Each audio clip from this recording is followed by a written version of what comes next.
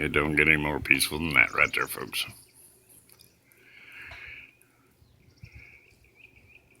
Two new calves on the ground, and they're looking real good. And of course, mamas are checking me out. Okay, well, let's get about this video. Have a good day.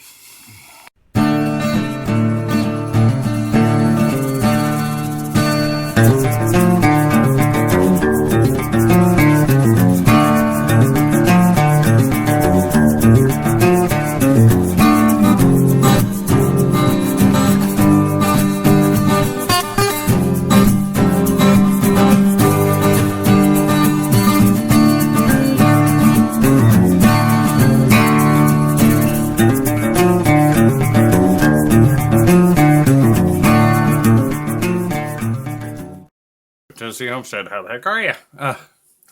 Long last, get that water catchment system. I'll be putting that up.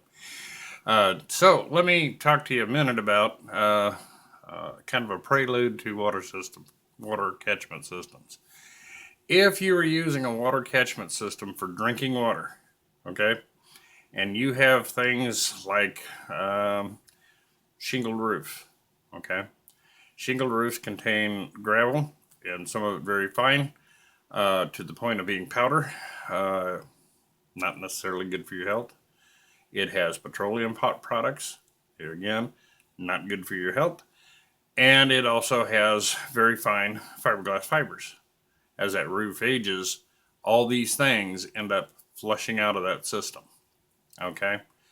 Do I recommend ever using an asphalt roof for anything other than gardening?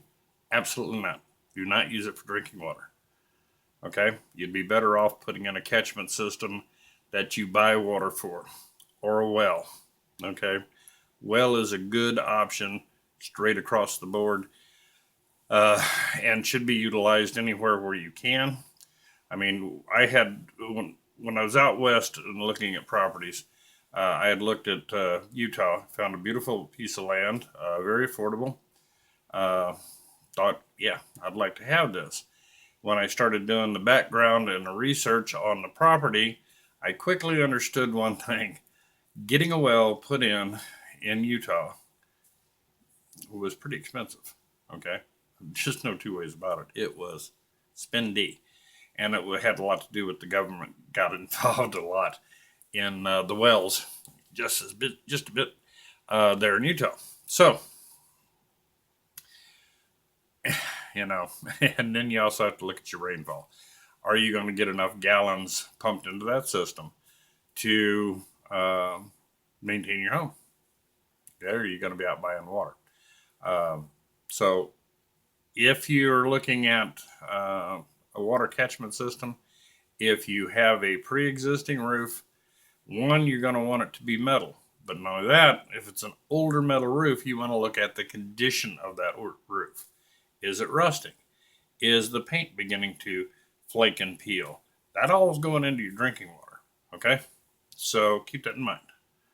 So roof condition is very important, all right? So if it's a rusty old tin roof, then you're going to be looking at, okay, I'm going to have to go up there and put an industrial coating on this thing that is food grade preferably, but can also take the abuse. And there are some products out there, although they're expensive and they're a lot of work to apply. So look hard at it, okay? Understand whatever's on that roof is going to be in your body if you're using that water to drink, even to some degree if you're using it for gardening. So please try to keep that in mind. Asphalt roofs, I'd absolutely, for anything but general watering of plants, and I wouldn't even use them to water edible plants. A lot of petroleum product in it. Not a good idea, okay? So when you're looking at the cost of one of these catchment systems, understand that you may very well be looking at needing to re-roof your house and include that cost in it. But if you've got a good, clean, solid metal roof, that's the beginning step, okay? That's the beginning step. Even wood roofs, you got to watch out for moss and mold and, all the little critters that grow up in wood roofs. So keep those kind of things in mind. And I mean, you can always do things like build a collector off away from the house and put the a good coating on it so that you can use that for water collection. Be very careful if you're using this system for drinking water. And when we get into the program, into the catchment system itself, you'll begin to see some of the ways you can help protect yourself. But water it's going in you, folks. The second thing is wells, for the most part, in most parts of the country, are not a problem for putting them in. Okay, here in Tennessee, you know, uh, well water, it would be the absolute way to go. And I would say in most of the Midwestern area, you're probably better off putting in a well. Okay, yeah. Unless, like I said, this particular system that I did was for Arizona. Okay, and their problem was how deep they had to go to hit wet water, and they wanted the catchment system as their primary source. But later on, they were planning to go ahead and spend the money to drill, so and then use the well water to actually keep their system as a backup to keep their system full. So they were looking at the system as being the integral part of uh, their catchment system and storage system as an integral part of their water. A little different thinking going on there. And eventually they were going to add a well to that system to keep it full. Okay. Very arid area. Arizona is. Okay. It's a little different scenario. So keep these things in mind. Know what's on that roof. Okay. Take a very hard look at it. Even if it's a metal roof, you need to go up there and take a look and go, hey, wait a minute. I got all these rusted up screws up here. Yeah. You may have to get up there and paint them or clean that mess up because you don't want that rust in your drinking water. Okay. So that's my pre-warning on water catchment systems. Know that the water you're getting is good, clean water. Secondary thing is, remember the study from the University of Kentucky. If you go back and look at the GMO studies, we're raining glyphosate. Okay. Yeah, it's in your rainwater. So you're going to have to deal with that too. So make sure you have a filter system in place that can handle it. Okay. So let's get on to part two and just show you the general layout of a simple water catchment system. This is Rich. See you in just a second. Let's get started here. Now that if I haven't totally scared you off of this whole thing. And I really do want you to review the things we talked about and decide whether this is something you want to do or not. Okay, so basically what I like to start off with, in this plan, we start off with a 6-inch fiberglass gutter system. Okay, or PVC gutter system, excuse me. It was run down two sides of the house, had quite a bit of collection capability. Okay, from there, we ran from the other gutter from the one side of the house into a main pipe. Okay, and brought it on down. What you'll see down here is we installed a Y, okay, with one side of the Y going off to a gray water system, and the shutoff right below it. And then past the shutoff went on down toward the tank. What that was designed to do is what they call a rain wash or roof wash system. Anytime you have a roof, it's going to collect dust, dirt, debris, leaves, you name it, it's going to be up there. Okay, that's going to hit your gutter, and it's going to end up in this pipe. Okay, so for the first 10-15 minutes of a good rain, you can shut this thing down to where it's not going into your storage system, and instead is running off into your gray water system. If you're not wanting to install a gray water system, you can just go ahead and run this off into a pipe and use it to water landscaping or whatever. Okay. But you're going to want that system to where all this gunk coming off your roof is not passing on down into your storage tanks. It's going to be a problem for you. This side over here basically shows you the layout of what's going to happen once uh, once you open that valve out. It's going to go ahead and come down here. You want to run at least an 8-inch clean out with a screw-on cap so that you can access it, clean it out. And basically what you're going to have is you're going to have your water come down all the way into that 8-inch clean out. And you can go deeper if you'd like. If you want a foot, 4 foot, there's no, set size on this. Okay, you can use whatever you want. If you got a lot of stuff that's going to hit your roof, the deeper that clean out is, the better. Okay, basically what happens is the water comes down into the clean out and has to make a U-turn to head back up again into this pipe that's going to go over to your tank. The idea is most of your debris is going to get left in that clean out area. Okay, because even though you've got the water wash system over here, or the roof wash system over here, you're still going to have gunk passing through that line. This is the first of the catch-alls. That heads on over to your tanks. Now let me show you what your tank system is going to look like on this. We had discussed a little bit about some of the problems that you have with storage systems. One, these things will, sitting up in the sunlight, will create an algae problem for you. Okay? Just that simple. Sunlight is going to, even in the people have tried painting tanks and so forth, you still have a problem with algae. On top of that, you're dealing with heated water in the summertime. I mean, it's, going to be hot. This system here is underground. Okay? Your storage tanks in both of these were 1,100 gallon storage tanks, were placed underground. As you can see, one of them looks to be a little higher than the second. And that's the case. It is. This has an access up here. This is the pipe coming in from the house. Now, as I showed you in that other clean out, you're going to want another clean out system before that water goes into that system. Depending on how your system's laid out, you just pick another spot close to that tank, okay, and put another clean out in. That gives you 2 clean outs, so you're getting as clean as possible water down into that first tank. Now you see there's a couple different pipes coming over. These here pipes were, I believe, were 3-inch pipes on this particular system. One of them, the top one, actually had a shutoff valve on it, which I wasn't too sure. Memory didn't serve me real well why they wanted that. I think it had something to do with if they knew they were running low on water, they could seal this tank off.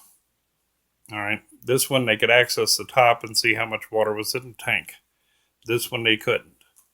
So they knew if this tank was, let's say, half full, there was no rain in the forecast. That meant this tank was half full, this tank was full, and they wanted to make sure that this water stayed in this tank and didn't run back and forth.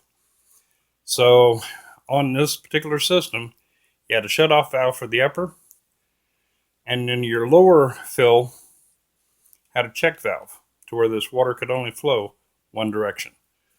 More or less, the water in this tank could only flow out. It could not back up into this pipe. Now, if this was completely full and they wanted to make sure no water was running back into this tank, they could shut that off, and then that way all the water would stay in. Because as you can see, as this tank here begins to fill up, it's going to seek equal ground here. Okay? But the pressure in this tank, because you're going to have more gallons, is going to be higher than this one here. So you want a check valve in there so that it can't force water back into this tank. As you begin to use the system, that's where that comes into play. All right? I'm going to move you here for a second so we can get a shot of all this. Okay. This is your pipe going up to your pump system into a pump house. This pipe also has a check valve. And the main reason for those check valves on this system is where this particular house was at a higher elevation than this system. and they didn't want all their water running back out of the pipes of their house and so forth back into the system. So there was a couple of check valves put on. One on the main pipe leading up to the pump, and then also one between the storage tank and the filter.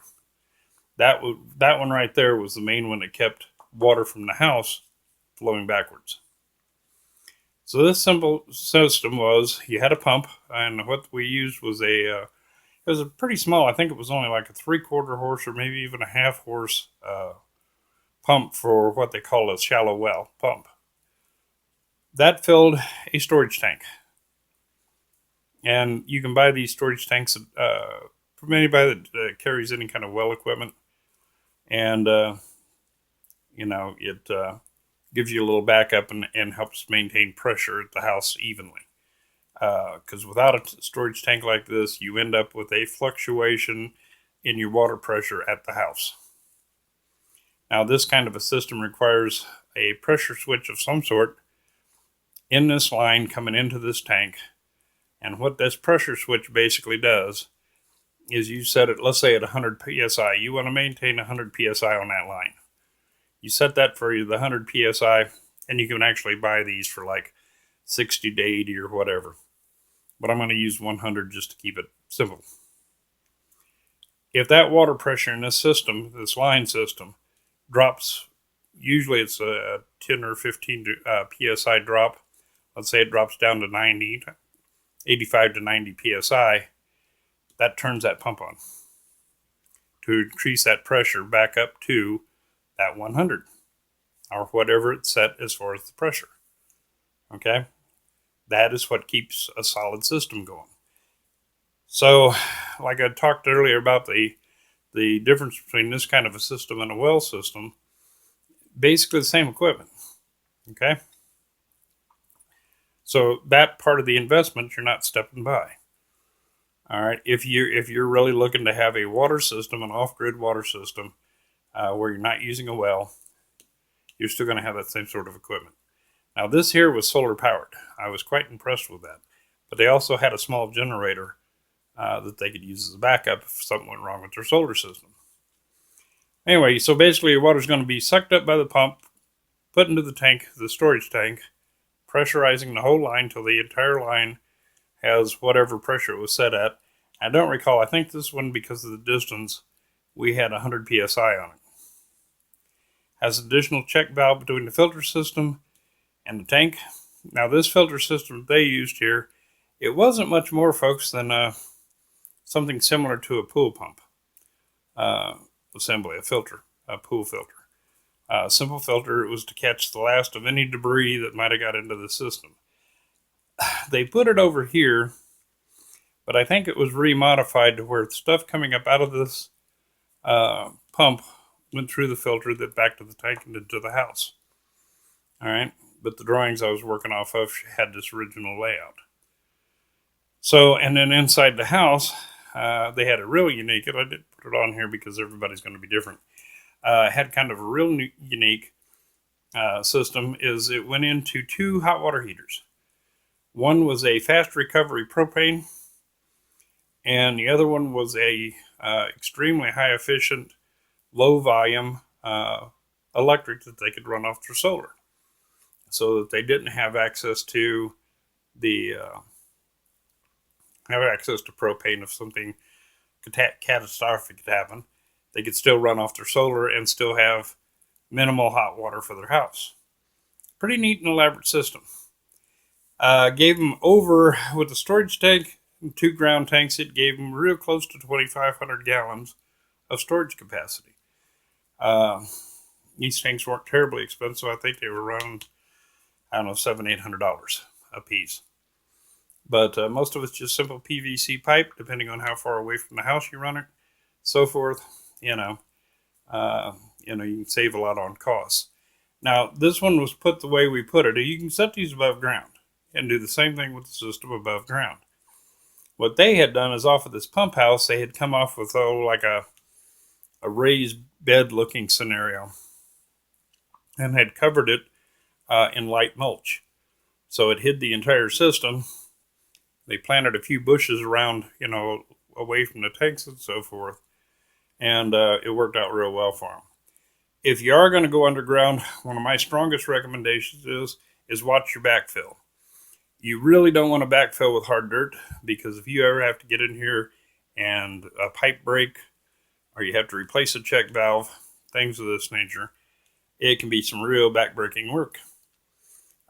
This system, we had dielectric union connections at all fittings of the underground system, where you could isolate one tank and go ahead and pull just one tank. But this backfill was mainly sand. Okay, we didn't use a lot of hard dirt in it. So that's something to keep in mind if you do go with an underground system. The underground system does alleviate a lot of the algae problems because those tanks are underground. It also gives you cooler water, something similar to well water. So it's a good system, and it also, these tanks are big, and usually big, bright white things. And let me tell you something, they're kind of an eyesore. So if you're working with limited space on a homestead, they're going to stand out like a sore thumb. So this gives you a little system that is out of eye shot. And like I said, it was nice when I went back out there, the way that they had boxes in and put in a little dirt over the top of it and some mulch and planted some native bushes. It really looked good. And you couldn't see anything but a pump house sitting there and some decorative bushes outside, which I thought was really, really a neat idea. They had fixed it up nice. But there you go, folks. Here's a water catchment system that works. The shutoff valve for the water wash on this particular system was a low voltage DC controlled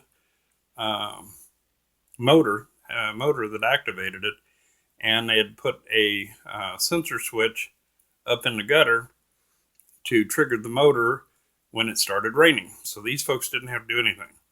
And it was set on a time. It had a timer relay on it. Once that thing triggered, it would close that valve. I believe I want to say for 10 minutes. And then as soon as that 10 minutes had expired, it would go ahead and open up that valve. So they had an automated system. That's really not necessary, and probably threw another $500 to $600 minimum onto the price of it. If you're not too lazy to walk outside and get a little wet, you can reach up and just manually turn a valve. So, but there is an option where you can just totally automate the system and not have to worry about it. So I hope that answers some of the questions on these water catchment systems. The first part of the video, I'm trying to really stress the fact that you need to know what you're putting into the system. The filter system out here in the pump house is one thing. I know that when it went into the house, they had a very nice reverse osmosis system that they had installed in the house to remove any impurities that was still getting through the system. So, they had good, clean, solid drinking water. And it was a fairly large house. Dishwashers, I think they had like 2 bathrooms with showers, standard laundry facilities, things of this nature. And they had enough water through their catchment system to maintain that house's water supply. Now, do you need to go that crazy with it? I don't know. That's going to be something where you sit down and try to decide on your own. But as I said in the first part of this, strongly recommend, if there is any feasible way for you to put a well in, that'd be the way to go. Wells are your best scenario for an off-the-grid water supply, okay? Because you can still run all your tanks and pumps off of solar and have a total off-grid system, and well water is about the best way in the world to go. So I hope this has helped y'all, and this is Rich from Tennessee Homestead. Hope you're having a great week. We'll talk to you later.